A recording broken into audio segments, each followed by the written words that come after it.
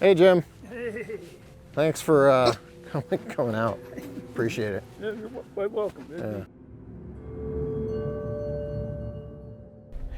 Well, what I love about this area is everybody's nutso about Salt Fork. Yeah. And I say, fine, you guys go to Salt Fork. Stay away from Piedmont, Clendening, Tappan, Leesville, Atwood. Right. I said, I can enjoy that area. Leave those for you. Are those the hot spots, you think? Well, the only thing that Salt Fork has that these places don't have is a 150-room hotel and a golf course for people to go to. We're going to turn to the right up here on Autumn Road. Okay. And we're going to come up to this here. I'm thinking this might be it. Right around this curve? Yeah, I think this is it right here. Is there a spot I can pull off here? No, really, not till we get down. Okay, right here. She crested this hill. See, before that telephone pole? Yeah. Standing right here in the middle of the road, right about here. When she crested the hill, her headlights hit it. Okay. And it looked at it real quick and made about 2 steps. As the one step, we pull over here. Yeah. There's a little area kind of up there a little bit further. Oh, yeah, right here. And Let's it get out stepped to real the quick. side of the road, and then it stepped over the guardrail and just disappeared. And that's a pretty good sized drop off over there on the Yeah, I other side saw of the it. road. Let's get off out real quick. I wouldn't mind checking that out a little bit. I think I measured about 65 yards from where she came over the hill just before that telephone pole. Walk me through what happened. Okay. Well, she was coming home night. It was about 9 o'clock or so. And like I said, she popped up over that hill, and just as she rounded that hill and made the curve, made that curve there, it was just standing right in the middle of the road. And it had probably just come off the bank, so she said she could see like briars and stuff in its hair. No kidding. But it just real quick took a couple steps and off the road down over the guardrail. What color? Did she say color? She said Or? it was brownish. Brownish, like a dark brown? Or, Yeah, reddish brown. And she could see the stuff on it. Yeah, she was close enough. What time did you say this was? It was about 9 o'clock Okay. on February 2nd. Anything else, any other details that stood out to her? Eye shine? It's been a couple years since I've done it, but Yeah. I think she mentioned the color of the eyes, Okay. but I don't recall exactly what it was. So, was she coming home from work? Or? She was coming home from work. Okay. And over here, at that time, this was a cornfield, and the corn had been picked, and you can see right over the other edge, it's got a real deep woods that goes off in here. Yeah. Now on this side of the road, it drops right off from the road. Oh yeah, you can see light down there. Yeah, and it pretty much deep. goes down into there, and there's Yeah. some houses down there, and it goes down into where the lake's at, the back edge of the lake. Okay. There was another road crossing sighting out here then. Oh, there's road crossing sightings. It's kind of common. Really? I think they're more common than other ones. Really? How many of them have you looked into? I've 3, 3. I think, and one of them actually happened out close to my house, but never really determined on it. Never really did any reports on it or anything. I'm still trying to process of what it was, and it happened over 10 years ago. Well, you're out near Jewett. Yes, I am. Are there sightings out that way? There are. Yeah. There are. We have a Harrison State Forest, and we can go back far in the 70s. And there was a state ranger, Mark could tell you about that, that made a report out there that there was a silver Bigfoot. She was out doing trees, checking trees for removal or something. And she ran eyeball to eyeball with one and Really? scared her, and she left and had to send somebody else in.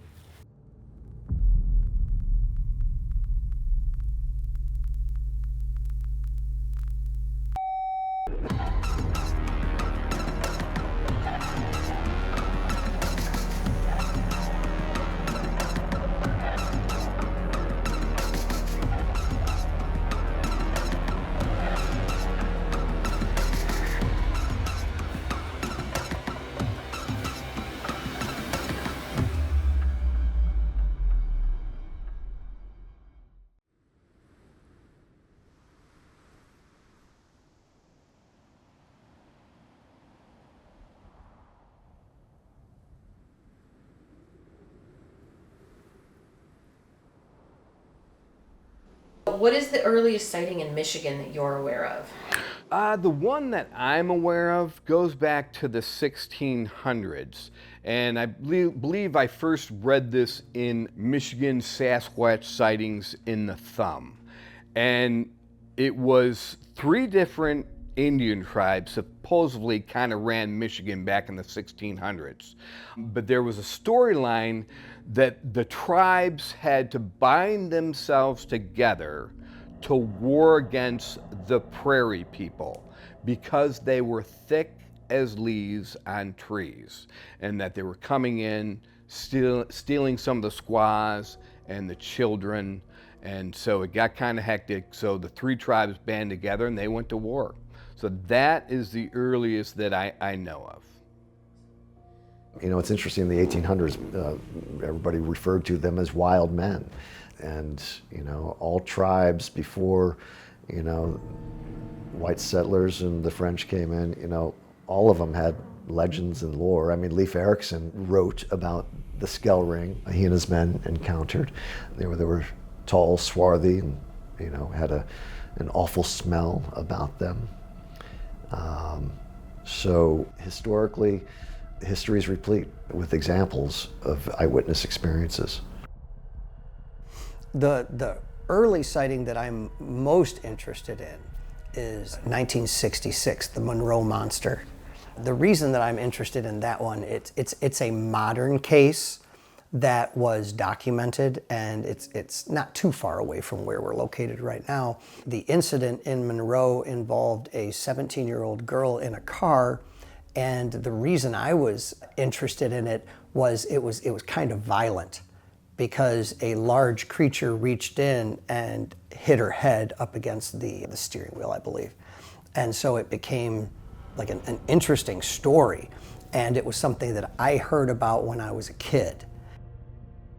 Many, many years later, I had the opportunity to research a report from the area within a mile of where that had occurred. And it was something, it wasn't that exciting. Someone went out to get their garbage and they thought there was a bear in their garbage, but it stood up and was on 2 legs, which would scare the heck out of me and would definitely be noteworthy.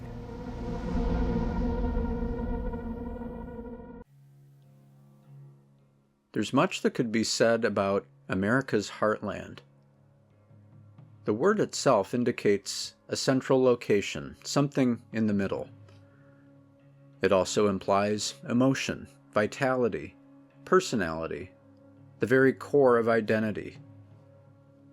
And maybe that's still true of the heartland states and the people who live in them. They represent something fundamental to the American way of life. Core values driving everyday conduct.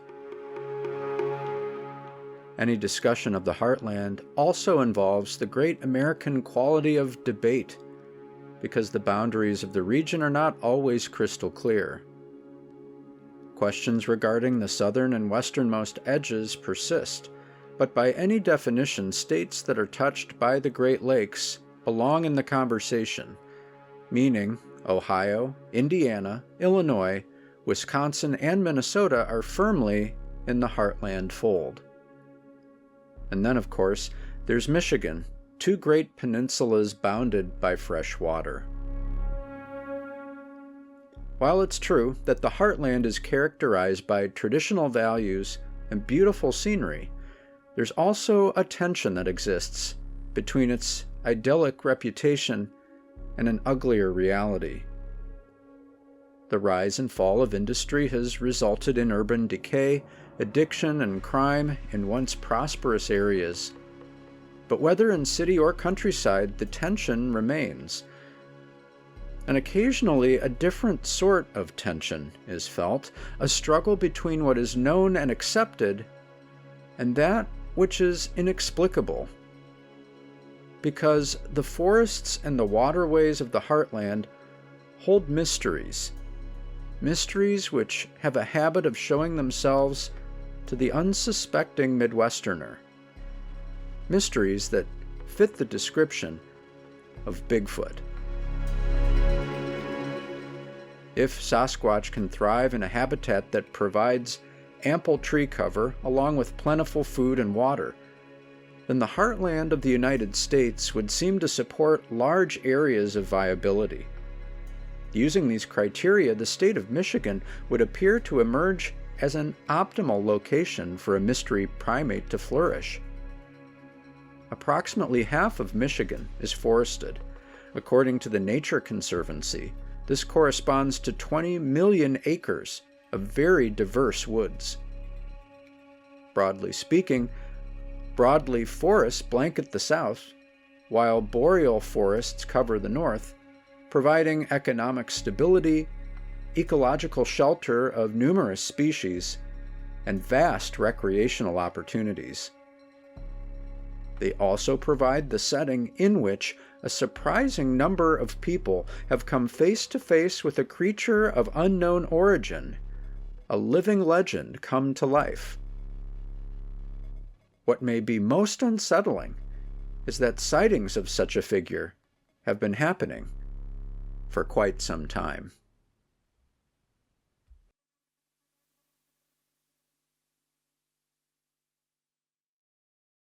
What is the ideal environment for a large omnivorous animal? And does Michigan provide this? Oh yeah, 100%. Food and water. I mean, along our streams, river streams, you know, you have food and water. All life, all animals. So, a few years ago, someone came out with here's the distribution of black bear sightings, and it just so happens to, you know, coordinate or correspond with Bigfoot recited. Therefore, you know, they're all Bigfoot sighted. It's all mistaken identity, which is the biggest line of bull that I can ever imagine. But the logic's stupid. I mean, because all living creations are around water. If you look at that distribution, they're around the major watersheds. We do. We've got the bear, we've got the cougar, we've got the Sasquatch. So Michigan's funny because we have the farmland as well. And we do have multiple sightings of Sasquatch getting caught walking across farmland and just freezing, hoping you won't see them, but they're there and the cars start pulling over. But rolling hills, they seem to like the rolling hills. Okay, so they can duck behind the hills, number one, make a clean getaway. The lowland, when they wanna cool off, I've got a place, a private location, the landowners wanna keep it private, but where a whole Sasquatch clan is. And you go in there and you see like these makeshift huts that the Sasquatch have made and woven and have a door, and each one member of the family has like their own little hut. So it's low-lying areas to cool off in the hot summertime, and they seem to be more active in the hot summer months. But then they like the rolling hills because they like to have a vantage point on you. If you come into their area, they immediately go high and they're looking down and they're paralleling you.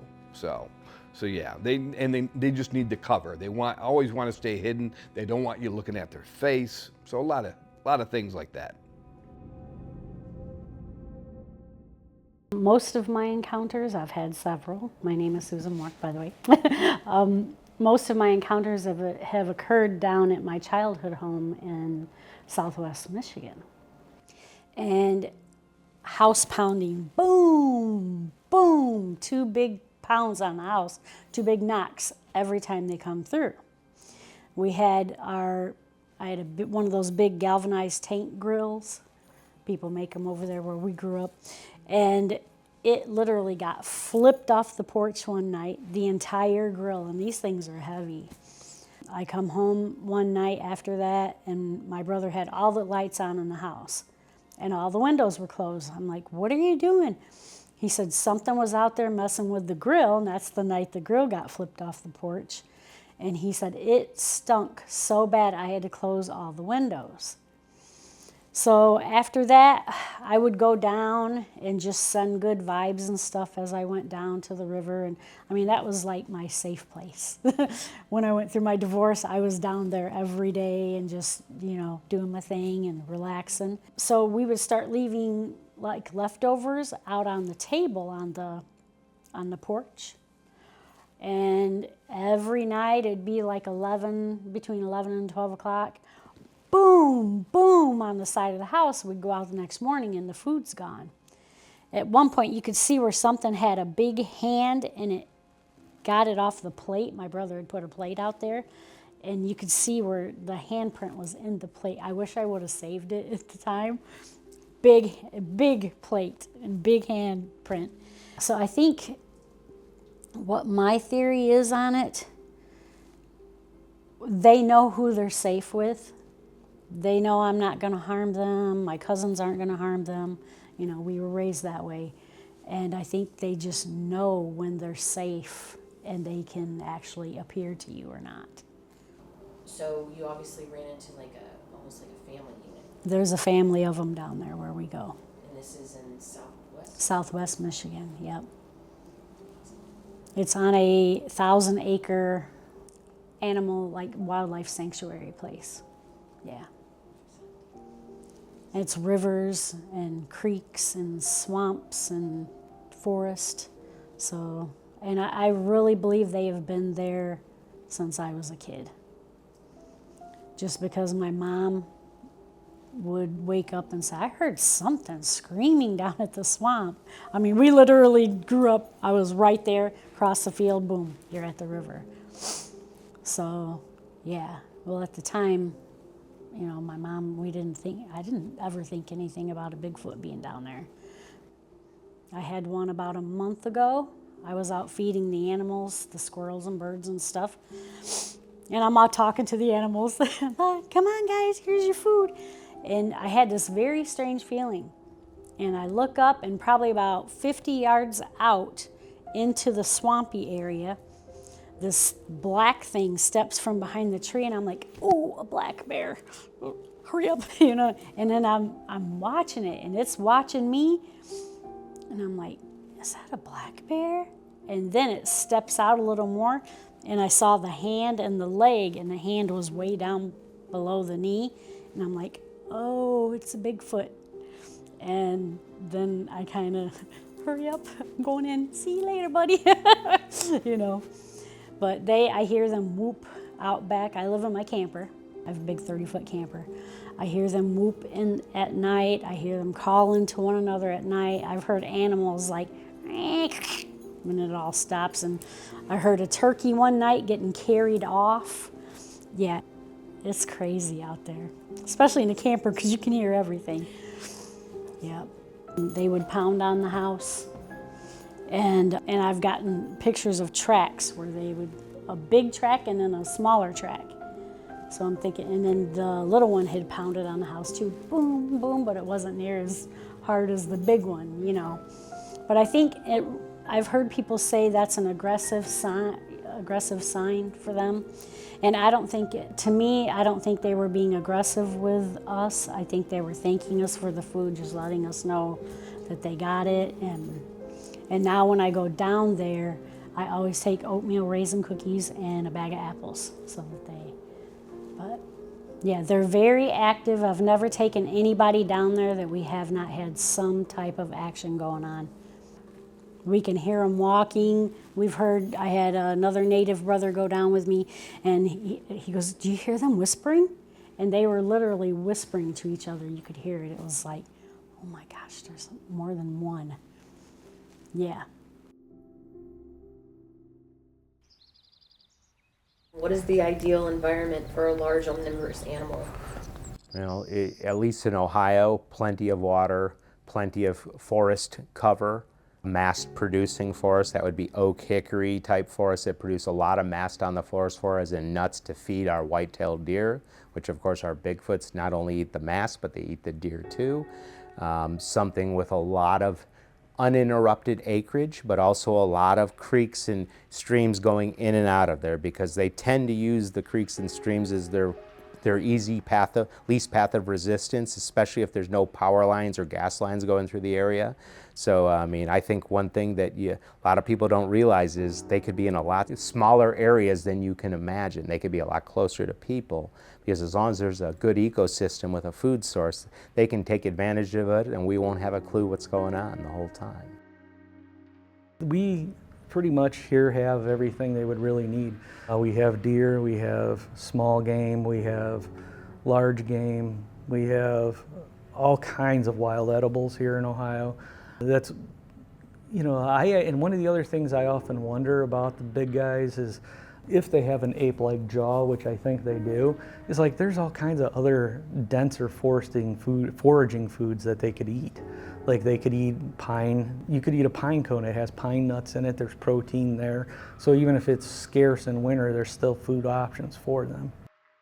One thing if you look at for reported sightings, first thing you look at is the amount of rain. Ohio has normally, except for last year, we have good rain. I mean, our climate here is, you know, we might complain about it, but it's, for the most part, compared to other places, somewhat benign, and we have a lot of rain. Yes, I think Ohio presents a great environment, and that's why we're, I think, number 4 right now in the BFRO.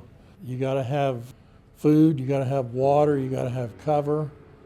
I don't really know that it makes that much difference if there are people out there, because, you know, as I said, Salt Fork gets, what, 2 million people a year. There's a lot of sightings, a lot of reports coming out of there. Yeah, standard food, cover, and water. And Ohio has abundance of all of that. And again, like I said before, we don't have a lot of apex predators here. A large omnivorous animal would definitely have suitable habitat in Ohio. What's really interesting about that phrase, though, is that omnivorous indicates survival. Your chances for survival are greater because, you know, I don't think anyone would suggest that a large animal would survive on berries, for example. They could, well, that would be their regular diet that would make them happy and healthy. They could survive on berries if they had to for a condensed period of time. But it gives them options.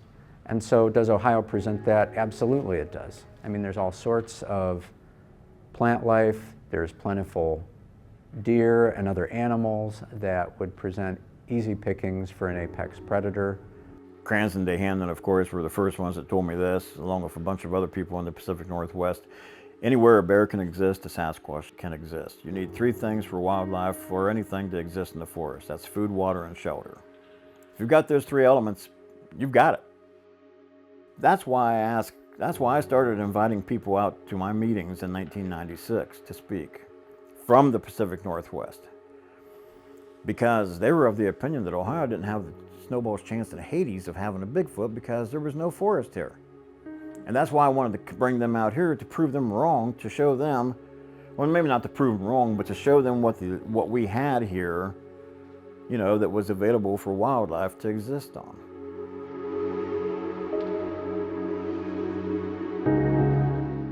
Going through the Midwest Native Skills Institute and Ohio Certified Volunteer Naturalist program and continuing my education with those, learning about edible and medicinal plants that we as humans can eat and what other animals eat has been invaluable to see that we have like a smorgasbord of plants in Ohio that could be eaten by Bigfoot.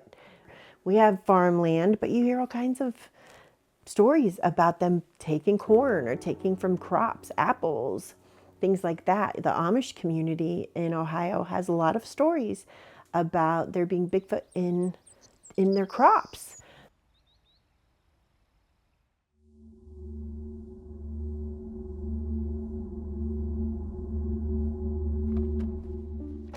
Do you have any opinions on where these things are hiding when the weather turns nasty? Like where they're at? Where are they hiding? Yeah, I know a few different people in a couple of different counties that say they have like maybe family groups staying there all the time, but you know, I haven't run across them too much. I think they're just coming through and traveling through. But some of them do stay here because, well, you've driven around here. You've seen what this area looks like. This is really remote. I mean, Harrison County, we have 14,000 people in that county, 26,000 in Carroll County. Yeah. You know, there's more people in that in some towns when you get a couple counties north of here or west of here. Yeah, I'm just curious about it because it's, I mean, like especially this winter, it was brutal. Well, you got when it gets a lot that of different cold. things around here because I can go into different caves. There's small caves around here. There's a lot of overhangs where, like when you see down Hocking Hills, you go back to some of them places and you got the big sandstone overhangs and stuff. You got a lot of that here back in these woods. Yeah. And then you got the strip pits. And really you have open mines. Huh. Yeah, it just, that kind of thing blows my mind when I'm thinking about how adaptable these things would have to be to the elements. I mean, it's adaptable in every way, because not just to the elements, but I mean, obviously they're staying hidden. They know when to stay hidden. They know how to stay hidden. In a lot of ways, you understand why skeptics are the way they are about it. I mean, I've seen one, so I'm not that way, but I have as many questions now as I did, you know, before I saw one of these things. I don't go out and try to convince people that they're real and that. I said, listen, I'm not going to try to convince you. You're not going to believe me until you have one walk across the road in front of you, or you have your own little thing while you're out there. But you know, but we're so focused driving down the road and going and doing this and doing that. You know, we don't take the time to really look what's going on around us. But this area around here, I mean, eastern Ohio is fantastic, especially this area from up around Mahoning all the way down through the southern part of the state, and how the land lays and everything. It's perfect for anything wanting to just disappear into it. Yeah.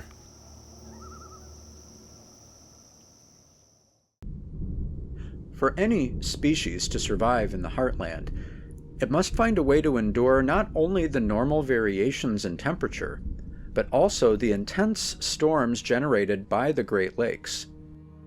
In winter, areas of the so-called snow belt in Ohio average 100 to 120 inches of snow annually, as storm systems absorb extra moisture while moving over the warmer waters of Lake Erie.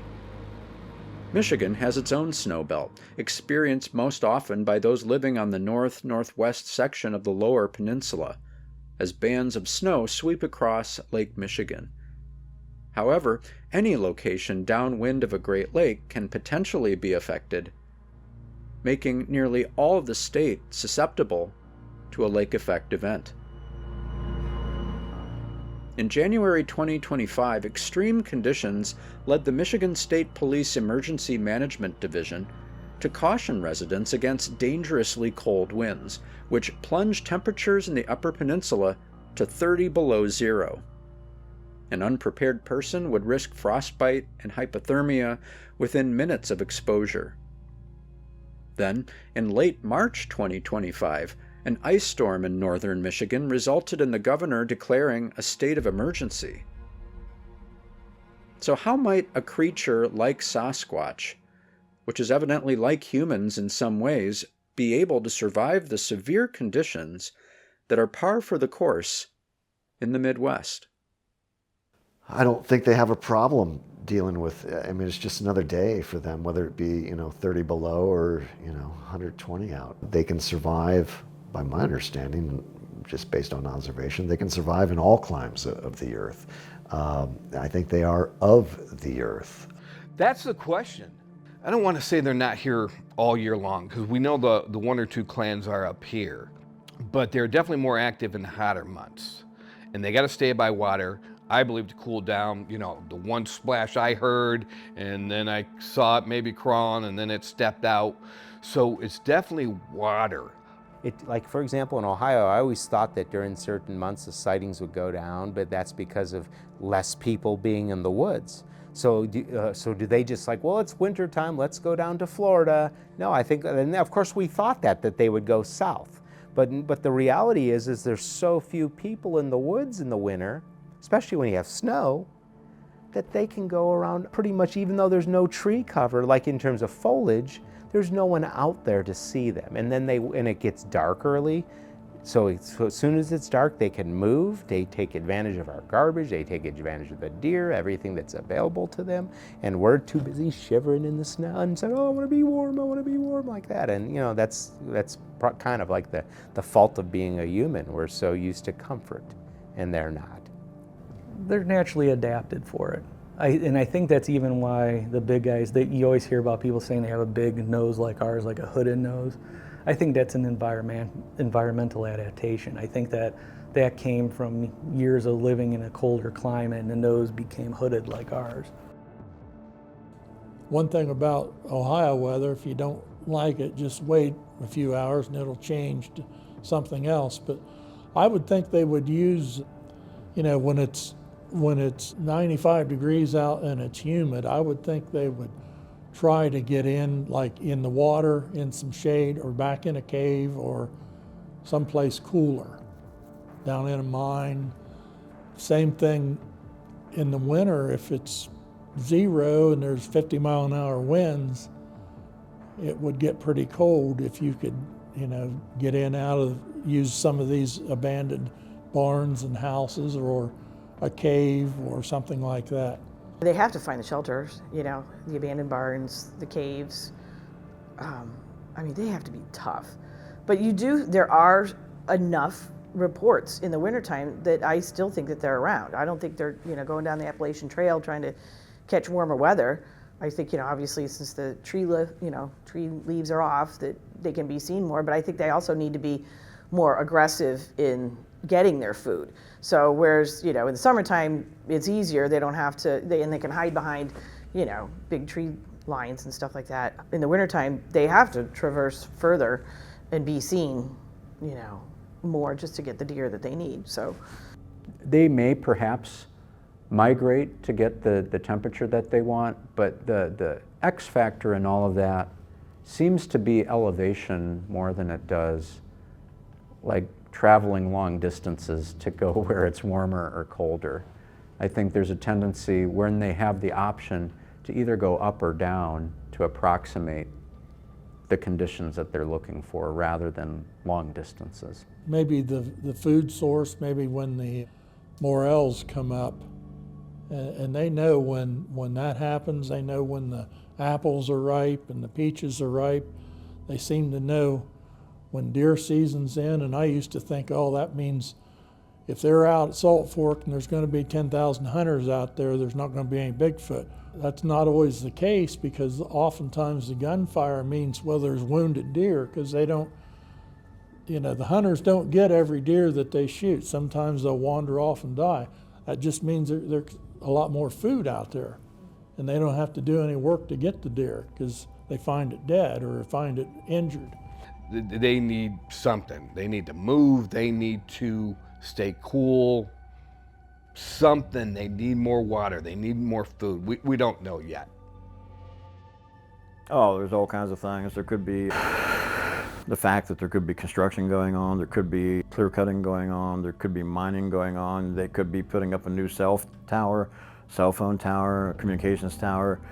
There could be 1,001 reasons that activity could suddenly pop up in an area and continue for a while and then just fade out after the construction or the clear cutting or whatever is done. There was a report from John Green was here in 1989, and he spoke at my meeting in January of '89. And we went out to a residence at this one location and talked to a lady whose infant child had its own bedroom. And one night it had been crying a lot. And she went in to check on it. And when she did, she turned the light on. And she looked up at the window. And here's this thing looking in the window at her kid. I take John Green out to this lady's house and talk to her. And she tells the exact same story then that she did when I first asked her about it. Curiosity. Humans aren't the only animal that have curiosity. Animals have curiosity too, and sometimes that's their downfall. I think spikes in activities can have different reasons. I just had last year, when I was at some local hunting and fishing shows, there were all kinds of reports that were coming in from Damascus, Ohio, the Salem area, which I had had a few from there before, but these were from hunters and fishermen who weren't into Bigfoot, didn't know each other, and got a slew of reports from there. So I'm just giving that as an example how The year before and this year were very different where reports were coming out of. That's why I do that. That's why I spend my weekends at these shows, because you get an idea of what people are seeing where and when. I think the reason for that, number one, you have to have people to have a sighting to report a sighting, right? So in more populated areas or different times of year where people are more likely to be in the woods, you're going to have an uptick in sightings. So it's the human reason. But I also think that, you know, people talk about Bigfoot migrating. I don't really look at it as migrating. I think that they follow the food. And if you're looking at great apes like orangutans and other great apes, they don't have young every year. They only have them, so, you know, there's so many years between them having young. And so maybe that's a reason that they would move around to a different area. If it has higher coverage, it has better means of egress, if it has an abundant food supply, that they're going to be staying there for a while, which would be the case, I would think, if there, you know, births were imminent or it had just happened. It could be all kinds of reasons, but I think like any other animal, they follow the food.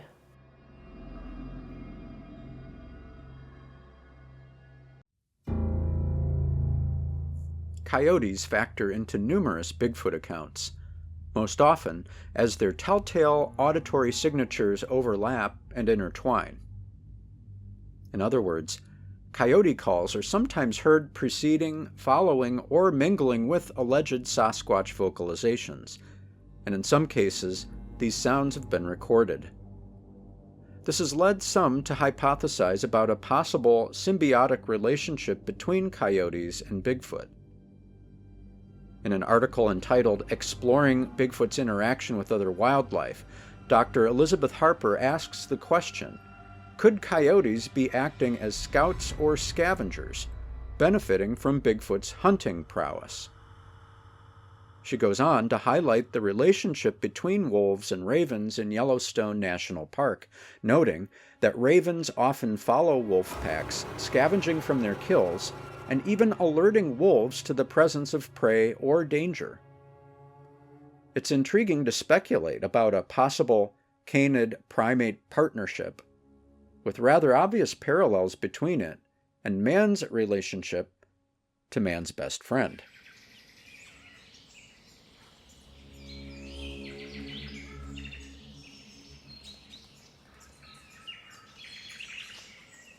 Reports that you've taken coyotes, what prevalence do they have? Do they seem to work alongside them? Do they? I've heard recordings that people have made of coyotes carrying on, and they'll tell me, now hear that one right there, that one's different. Yeah, maybe one of them's louder, maybe one of them's got a lower voice, it's older, maybe it's the pack leader, I don't know. Well, I think if anything, if there's a pack of coyotes around yelping and howling, if there's a Bigfoot around, especially a dominant alpha male, he's gonna let them know he's there, like get lost. And that tells the coyotes scram. I mean, we've had recordings where you could hear Ohio howls happening, and then you'd hear a coyote pack react, and this thing would just roar back, and you'd know and hear a coyote the rest of the night. I mean, it's like, hey, the boss is here, bye-bye. As far as Bigfoot or Sasquatch being in the same place with coyotes, absolutely. I mean, coyotes have exploded in Ohio. So up until, well, the valley had many, many coyotes, and then, what was it, about 15 years ago, Parvo went through and killed them all. And then it got in the pack there, it took them out for a while, but they're back now, so. I don't know that there's, you can really point to any evidence that they work together, but you can certainly imagine that they're aware of their coyotes. And if the coyotes are killing something and telling, you know, shouting it out, then Bigfoots are around, I walk right in and I'll take that, thank you. So I think they do, I think they're connected in the same areas. And I'm, you know, I would, you know, you would believe that the Bigfoots would pay attention to what the coyotes are doing. I hear a lot of stories about that. My opinion is that people are mistaking coyote howls for Bigfoot howls a lot. Whether there's some kind of symbiotic relationship between Bigfoot and coyotes, I mean, it wouldn't surprise me, I guess, other animals have relationships like that where, they follow each other, they use each other's strengths or whatever, but do I have any proof of that? No, not really. I was on a camping trip, it was back in 2016. This is the time, it was March 2016 when I went down the rabbit hole, but I was planning this trip up to the Boundary Waters. We were up there and we heard it was not a coyote. It was like a ruh, something loud like that. And then right afterwards, the coyotes chime, doing their, yelping, all that kind of stuff. That was pretty interesting. And so I do believe there's some respect between, man and dog, have a eons long relationship, which is, mutually beneficial.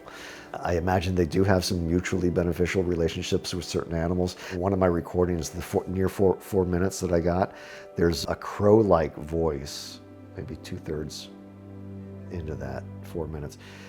It actually sounds like a crow's voice. It says, "Oh my God." It's weird.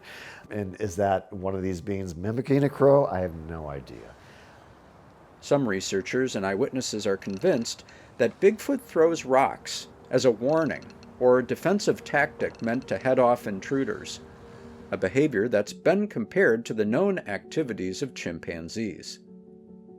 Other accounts give the impression that the throwing of rocks may be a form of communication meant to signal dominance in a given territory.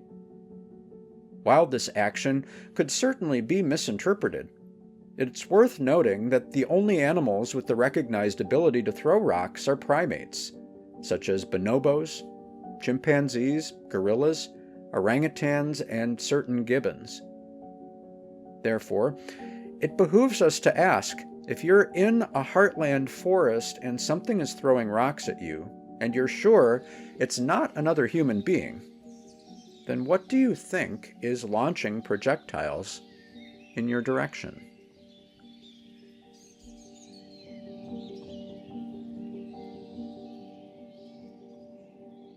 It seems like since I've had encounters there, now I'm having them up here, and I live on the outskirts of the Manistee National Forest.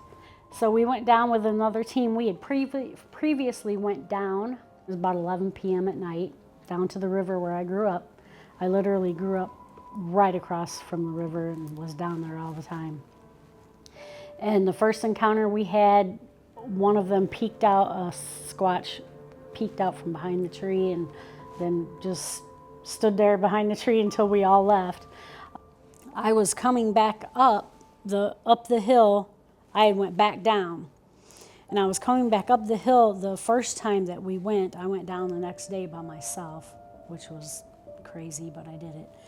And that's all I saw was one of the guys down there had reached up and touched this structure down there that we believe is a Bigfoot structure. And I kept seeing him reaching up and grabbing that, and I'm like, why am I thinking about this? Are these Squatches trying to put this in my head, like, don't touch our stuff? That guy won't go back down after that. But the second time we went down, there was a group of about 7 of us, other researchers and Bigfoot enthusiasts, and we got down to the river bottom, and all of a sudden these rocks, not rocks, I'm talking rocks like this, come at us from across the river. And it's really wide space, the river is, from where we were at on the other bank. And the rocks were landing maybe from me to you, enough to splash us. So the rocks were coming across, and one of my little cousins was with us. And he's a teenage kid, and he's like, heads up, here comes another one. I think total we got 5 rocks thrown at us. And the really strange thing was, I looked down when they're done throwing the rocks, and here's all these muskrats, and they're like right there at our feet. We could have literally reached down and picked one up. That's very strange. And my first thought was, oh my gosh, did we interrupt them hunting maybe fishing for muskrats, or it was just the muskrats just stayed there with us the entire time we were there. It was really weird because normally they're pretty skittish. And so one of the guys in the first encounter got really sick when we got down there. Like, he was terrified. He goes, I don't know what's going on with me. And then my little cousin, the teenage boy, he was about 16 at the time, he goes, we need to go. And I said, are you feeling something? And he goes, we need to go. He said, there's something trying to talk to me. I said, there is? And I said, is it a Squatch? And he goes, yes, and he's the big guy. So we call this one that we've seen several times, the big guy. And he says, we need to go, we're in danger. And Alex is a really perceptive, very enlightened, intuitive kid. And we're like, okay, we probably should just head on out. And what happened is we could hear them in the bushes and trees beside us on both sides, so they had flanked us. My little cousin Alex had a night vision trail cam or binoculars, and we're like, just take pictures, Alex. And he got a picture of this big thing on the night vision, head kind of down into the shoulders and real long arms, you know, and I did show it to Seth. So, and he snapped a picture and didn't even realize he had snapped it. You know, we found all this stuff out later. And so I would take a package down. That's when I lived down that way. I would take a package down, and a couple days later I'd see the oatmeal raisin cookies again. It's like they put thoughts into your mind, and that's how they communicate. And I did talk to my little cousin, and he's like, yeah, he just started putting those thoughts, and I could kind of hear what he was saying. He said, but it was like ESP or something. He said, I didn't hear a voice, but I knew what was going on. But Alex would be really cool to talk to, too. That kid's had some experiences. Him and I went down once, and he got a very good picture of one. I'll have to show it to you. And we were just walking down there, and we taking him some oatmeal raisin cookies and apples. And he goes, oh, something just stood up from across the river. I said, what? And he snapped a picture of it. And he goes, I think it's a Bigfoot. And he snaps the picture, and both of our phones went dead. Boom, at the exact same time. Could not get them to reboot or anything. And so I said to Alex, well, whistle and see what happens. Well, we couldn't record it because our phones were dead. And whatever it was across the river was mimicking him to the exactly. And I go, hum a tune or something, and he whistled a tune, and it whistled back. That was the coolest experience down there. And so he's playing with this Bigfoot across, I think it was maybe a juvenile, and he's playing with it across the river, and all of a sudden, boom, behind us, it sounded like a big tree just fell to the ground behind us. And I'm like, oh. I said, we're playing with this one, and somebody snuck up behind us. And then the smell that hit us, it was a stench, like rotting swamp or something. I mean, it was bad. And my little cousin's like, oh my gosh, what is that? I'm like, that's a Bigfoot, buddy. And he's really close, but we couldn't see anything. And we're looking all around, but the smell was like right on us.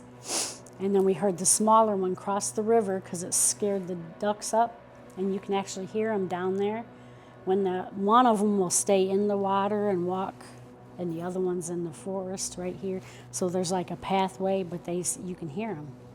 It's really cool down there. You would love it. Can you describe what the creature looked like? The big guy, we call him, is really tall.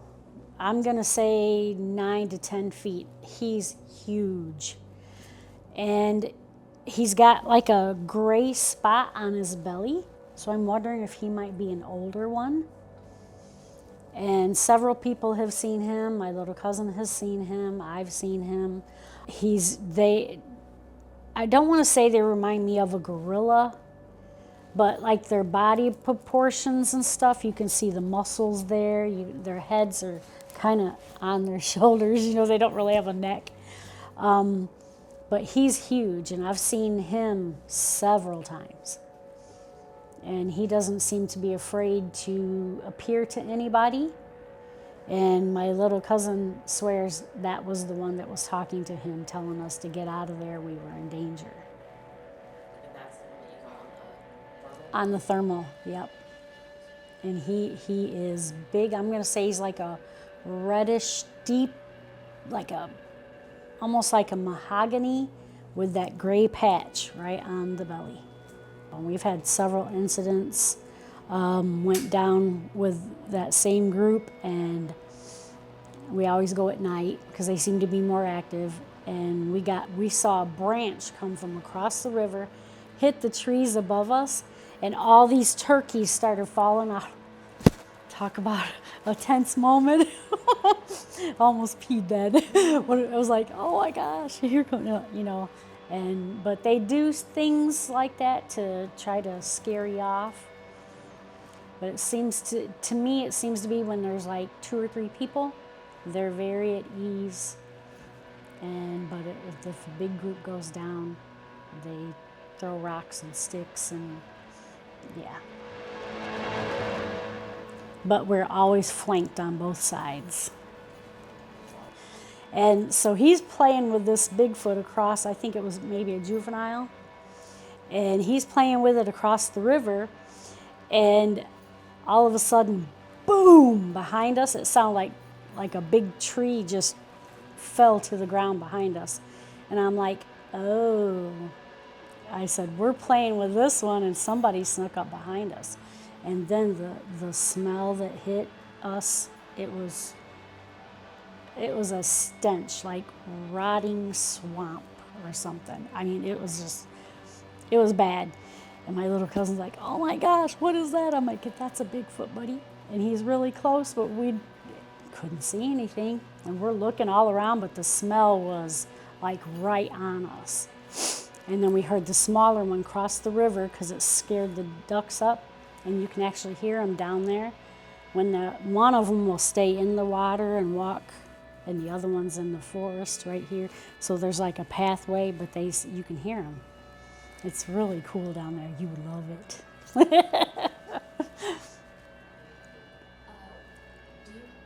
Just because I know this is one that we're going to be editing real quick here, Mm-hmm. have you had any experience that you would put into the high strangeness camp where you're like, they just disappeared or they just appeared or there's something beyond physical happening here? No, that's what I believe with all my heart, that they are a flesh and blood cryptid. I really do. There's, like I said, every time we go there, they're there. Okay, so some people have accounts of Sasquatch throwing rocks. What do you think that is? Is it aggression? Is it territorial? Is it just to get your attention? Like, what are your thoughts on it?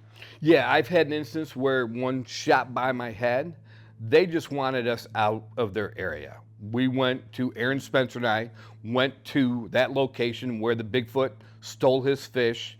My girlfriend even saw him peeking out from behind the trees. Well, Aaron and I got back there in the nighttime. We got back in there. And as long as we were walking back towards the front, we weren't bothered. But as soon as we stopped and started talking, boom, boom. And it's like, they want us out of here. So yeah, they just want you out of their area. And they're good rock throwers, that's for sure. I know that they're pranksters. They watch and they'll mess with you when they can. I've only had 2 experiences. I was fishing both the main river and also a tributary to the main river up north, to remain unknown, I hope. But I've had these little plinks happen close to me, and I'm thinking I'm dropping gear off my vest, you know. What was that? I remember 2 specific instances. It was just weird. It was just like something fell. So I think they were just messing with me in that case. I don't know why they do it. I think it's the scary-o, because we've actually had rocks thrown at us, but we've never had one thrown at us. It's always been around us. And the one time we were actually sitting in the back of a pickup truck, like sitting on a tailgate, and we were all just talking, because that's the other thing is it seems like they're kind of interested in what we're doing. So we were just sitting talking and, like taking a break, and we kept hearing what sounded like sound. And here, when we got back, we didn't realize it, but something was throwing pebbles into the back of the pickup truck. So that's what we were hearing, was the across the truck. We'd look back, nothing, So we've had that, and I've had a rock like this size go through the trees above me, but it was way above me. It wasn't like it was aiming for me. So they do it. Like, I think it's just to get you out of the area. They don't want you there. If they've thrown a rock and it's close to you, it's to get your attention. I think it's not a form of aggression. It's to get your attention and hopefully get you to leave. How many times have you heard that the rocks land right there? I've heard of one story where somebody actually got beamed by it, but mostly they land here, there, or in the water right next to where the people are. But very rarely do you hear that the person actually gets hit by the rocks and gets hurt. So I think they're just, you're in their turf and they want you out. Primates throw things. It's demonstrable in nature that they do this. And in most cases, it is a kind of aggression. It's a kind of a warning shot, if you will. Sometimes people say, if it wanted to hit me, it could have, which I think is kind of a projection, because if you're throwing something from 200 yards away and it misses you, how do you know that that was an intentional miss? In 1990, outside of New Cumberstown, again, remember the series of 5 tracks, 17.5 inches long that I told you I had discovered? Yeah, well, I'm sitting on a set of steps that goes into this enclosed porch at this residence. And if you look up the hill from where I'm sitting to where the wood line was, which is where a line of pine trees is located, there's probably 40 yards, maybe. So I'm sitting there, and there wasn't anything that was going on, and the family was inside the house. Everybody was present and accounted for. Now, these old storm cellars out in the plain states where if you got a tornado coming, you better lift the storm cellar door and get downstairs, and you know how they're constructed. They've got this heavy-duty metal or whatever on the storm cellar door, and well, if you throw a small pebble on it, it's gonna sound loud, right? Wasn't a small pebble. I'm sitting there and I hear some noise in the wood line up the hill at the wood line. Just a little bit of noise, and a second or two later, there's this thing, rock, boulder, whatever, land right beside me that hit this storm cellar door, and it's the size of a basketball. I'm up and out. I had no idea who or what threw it. But I know that if you throw something that big from that distance through the air and lands right beside me, I'm not playing games. I'm out of here. Because the next thing it hits could be me.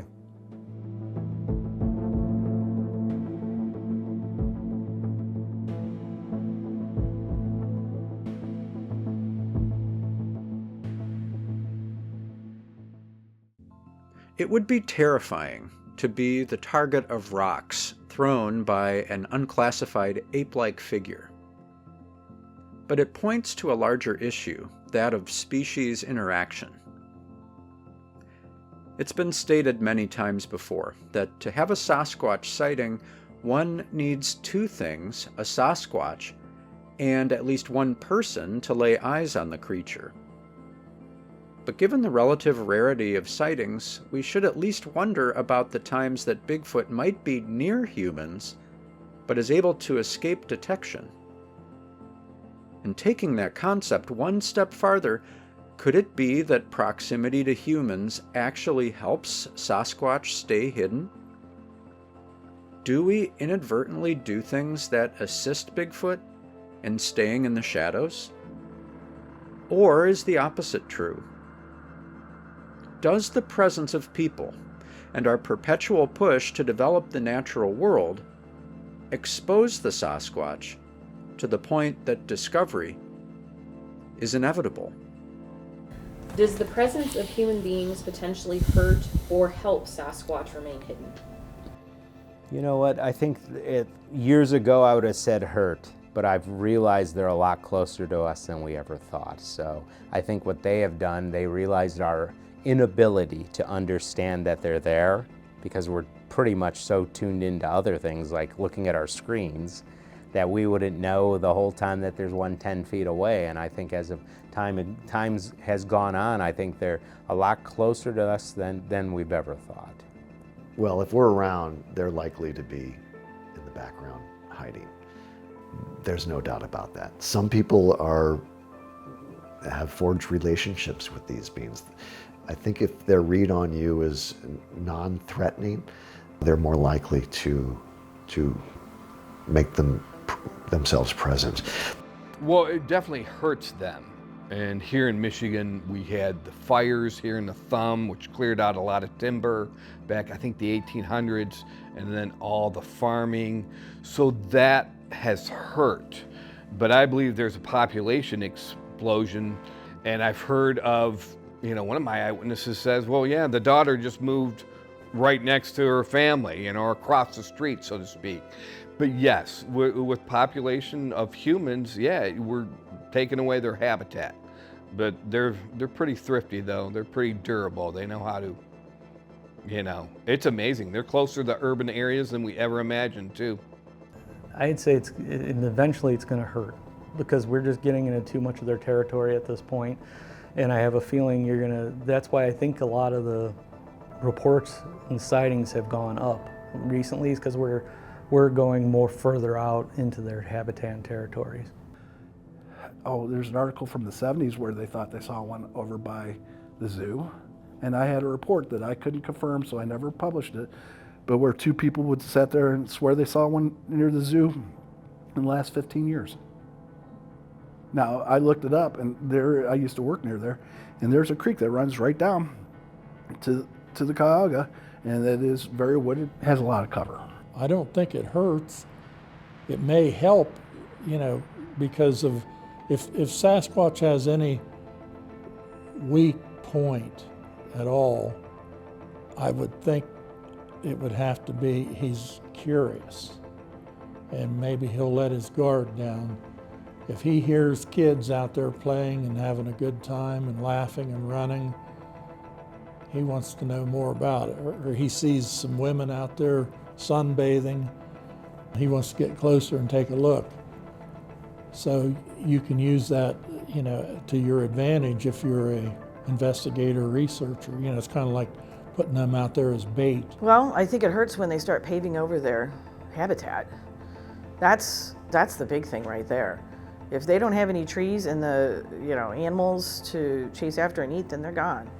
So there's a lot of places, talk to Charlie Raymond in Kentucky, he's quite concerned about that. In Florida, they're concerned about that.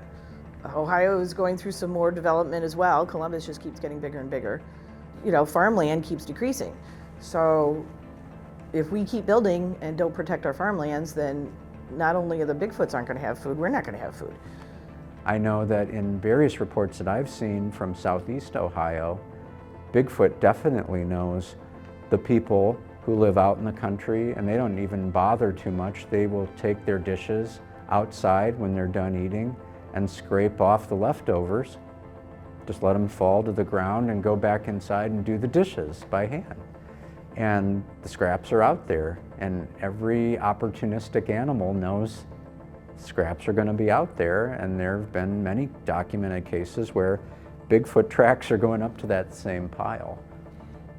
So I think anywhere that people are, they're leaving things that would be useful, in particular food, and the opportunistic Sasquatch would just have to have a sense of timing, when we're usually up, when we're usually out, and when we're not. And that's I think a lot of those oops type sightings happen when human beings are around, when, the large percentage of the time we're not.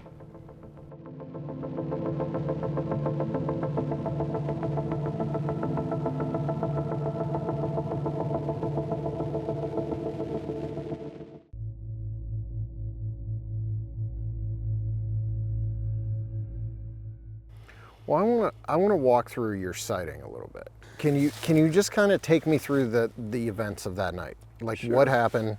What were you guys out doing, and how did all that transpire? Well, a call came into the BFRO about this lady that was having activity down on her property, and her property is right on the outskirts of Bethesda, down in Belmont County, and I mean it's right on the edge of the town.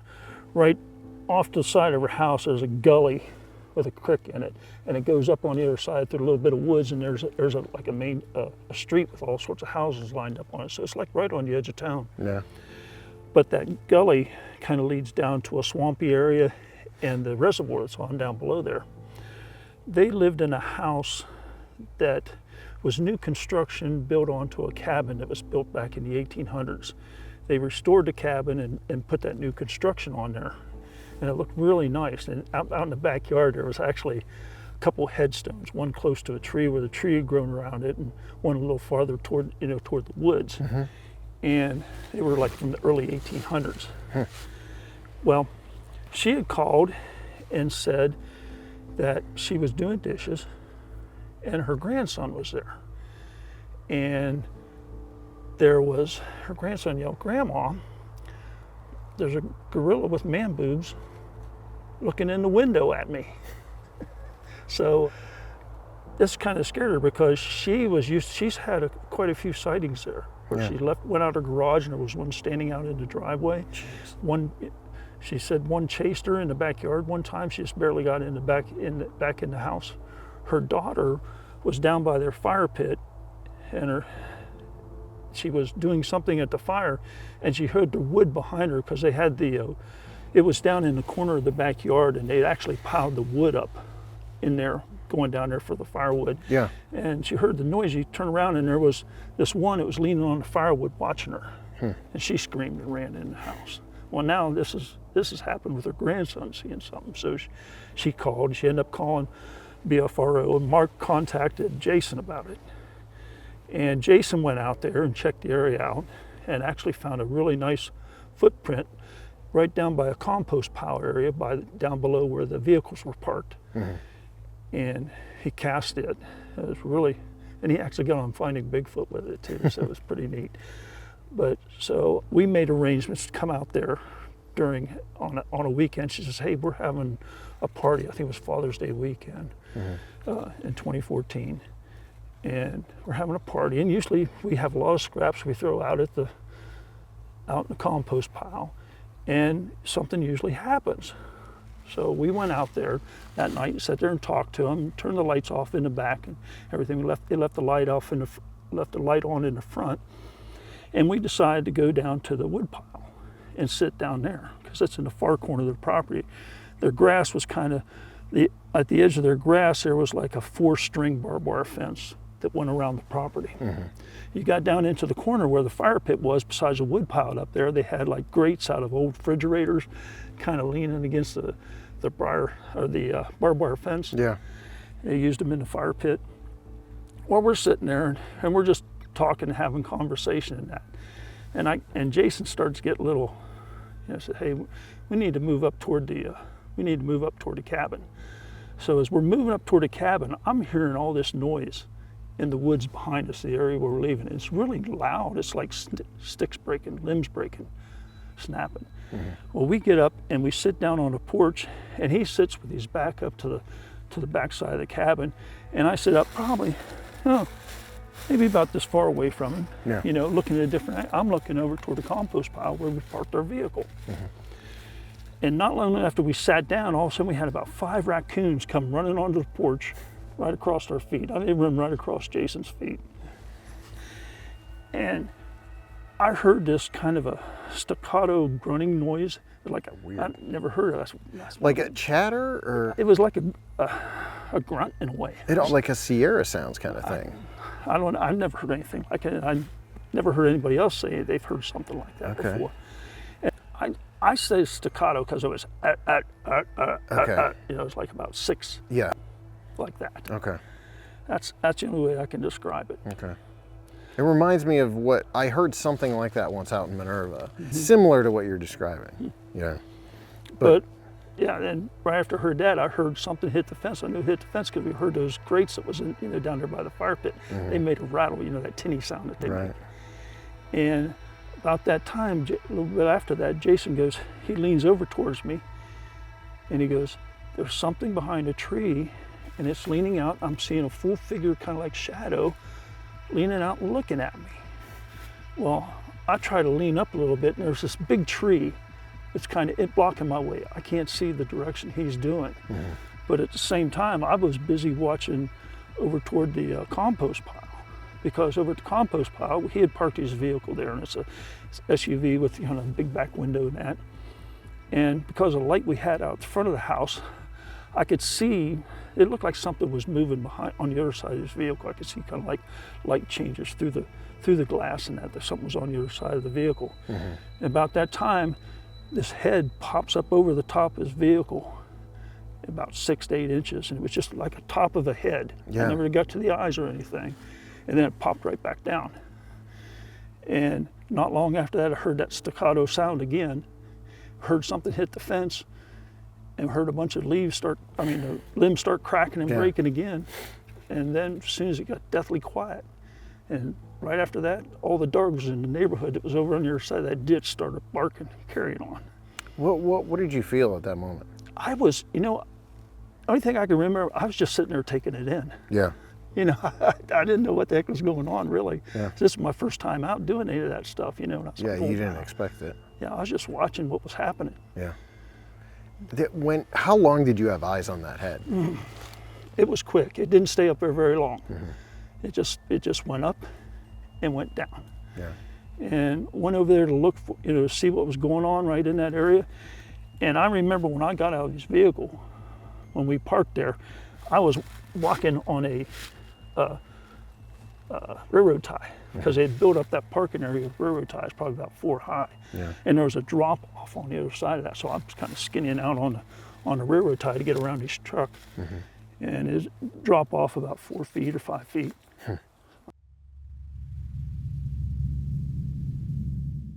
I'm curious, we're basically done, but I wanted to ask about your service, your military service. Can you talk about, where did you serve and what branch were you in? Well, I was in the Marine Corps. I spent 24 and a half years in engine mech on I started out on Huey and Cobra helicopters as engine mech. And, I did quite a few different things. I was in Louisiana for recruit duty. I was in Memphis, Tennessee for instructor duty. And I got back, spent most of my time at New River, right down by Camp Lejeune. Various cruises. I was in Desert Storm. I was over when Kosovo first started breaking out. We were on a med cruise at that time. Other than that, just pretty much spent my time working around helicopters. Well, thank you. I genuinely appreciate your service. Well, thank you. The most thing that most veterans need to know is, in the state of Ohio, there is a veteran service officer available to them in every county, usually right there at the courthouse in each county, or somewhere around the courthouse, where they can go to, and it doesn't cost them a dime. They don't have to pay to get somebody to help them with their services or anything they need. They've got some of the best service officers available to them right there. Awesome. Well, thank you for that, and thanks for spending time with me. Hey, great. It's almost a full moon. We're out in the woods. Yeah. It's a nice night. Yeah. It's a wonder you don't see something happening out here. There was a time, largely in the 1960s and early 70s, when Bigfoot, if it was being seriously considered at all, was thought of as a phenomenon confined to the Pacific Northwest. However, from the mid-70s onward to this day, a completely different picture has developed. The midsection of the United States has emerged as a place where hesitant witnesses come forward with stories from the forest, recalling glimpses of an incredible creature seen along the highways and byways, the campsites and state parks, places many think of as normal, locations that many of us call home. And we're still not sure what to do with the tension of knowing that there are Sasquatch, in the Heartland.